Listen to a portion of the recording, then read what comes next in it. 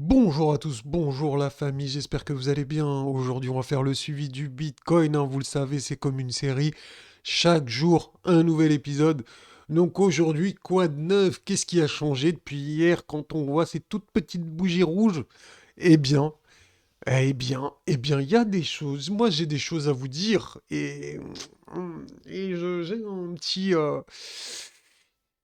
un petit mauvais feeling, entre guillemets. Je vais vous raconter ça. Ça risque d'être intéressant.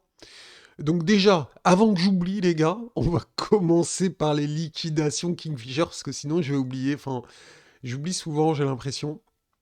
Donc c'est pour ça que je vais vous montrer ça tout de suite. Alors, les gars, eh bien, voilà la petite mauvaise nouvelle, c'est qu'on a un gros pic de liquidité ici, juste sous le prix qui nous attend.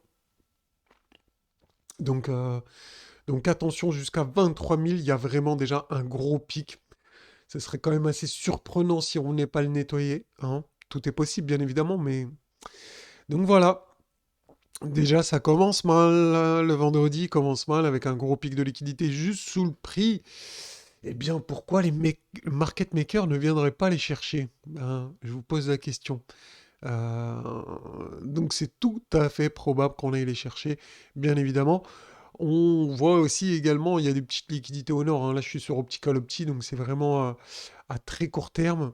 D'ailleurs, on va rafraîchir ça, on va voir si ça s'est mis à jour. S'il y a des petites données à jour.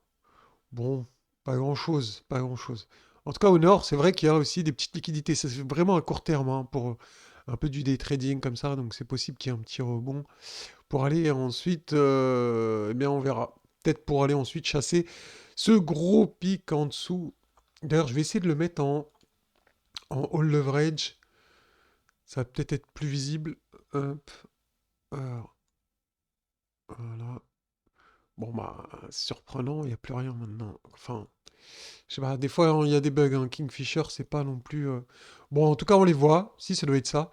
On voit qu'il y a des gros pics ici, enfin des liquidations. Ici, on voit rien, parce que j'ai filtré le bruit, hein, pour qu'il y ait un minimum, qu'il y ait que les paquets de liquidités intéressants. Donc on les voit bien, il y a des liquidités ici qui descendent jusqu'à 23 000, hein, c'est ça, ouais, c'est ce qu'on disait. Donc, eh bien déjà, on sait qu'il y a une pression au sud jusqu'aux 23 000. Ok. Donc maintenant, on va revenir sur la charte. Rappelez-vous, qu'est-ce qu'on a dit ces derniers jours? C'est que le Bitcoin, eh bien, était en train de surfer sur un tunnel ici qui lui sert, eh bien, de vague. On le voit ici, hein. À chaque fois, il prend appui dessus, il rebondit, il continue son chemin. Donc voilà, lui, il a surfé une vague. Maintenant, rappelez-vous également, qu'est-ce qu'on a dit? 90% de chances de revenir tester la Magic Box pendant le mois de février. Pendant le mois de février. D'accord? 90% de chances. Ça veut pas dire 100, hein. Donc ça veut dire 90%. Donc qu'est-ce qui pourrait se passer? Regardez, il y a une autre vague en dessous. Et si vraiment, eh bien, ici on casse la vague, là, le tunnel, ça serait de revenir tester la Magic Box et le tunnel pour refaire une nouvelle vague haussière ici. Donc une nouvelle pente, d'accord? Donc là, on avait une pente très pointue et là, ce serait une pente beaucoup moins pointue. Donc qui serait soutenable pour le Bitcoin, puisque les pentes qui sont extrêmement pointues sont très difficiles à tenir. Donc on fait ça pendant un moment et après, boum, ça casse et on reprend une pente plus douce. D'accord? Donc c'est tout à fait logique. Donc, moi, quand je vois ça, le petit fake out ici, eh bien, ça me plaît pas trop. Je vous appelle à la vigilance, les gars. Là, on parle sur du court terme, hein. Pour du long terme, moi, je vous l'ai dit, j'ai eu mon signal d'investissement. Je suis investi depuis franchement quasiment les plus bas sur les cryptos. Donc je suis pas prêt de les lâcher, mes cryptos, hein. Je suis bien, il y a beaucoup de positions, je suis en grosse plus-value. Donc près des 100% ou aux alentours en général. Donc c'est pour ça que sur l'investissement, c'est pas la vidéo. Enfin, je parle pas d'investissement, hein. Je parle vraiment de court terme, des 20 000, des 21 000, des 23 000, etc. Voilà. Sinon, je reste aussi. Donc attention les gars à ce scénario là ici de la cassure eh bien, de ce tunnel, de cette vague qui pourrait nous amener à tester la Magic Box avec une probabilité de 90% durant le mois de février. Donc voilà, je tenais à attirer vraiment votre attention là-dessus.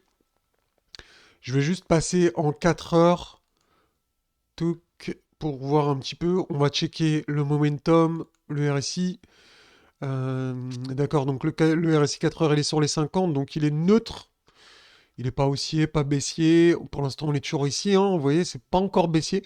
Mais il faudrait surveiller, en fait, si on casse clairement, allez, on va dire les 20...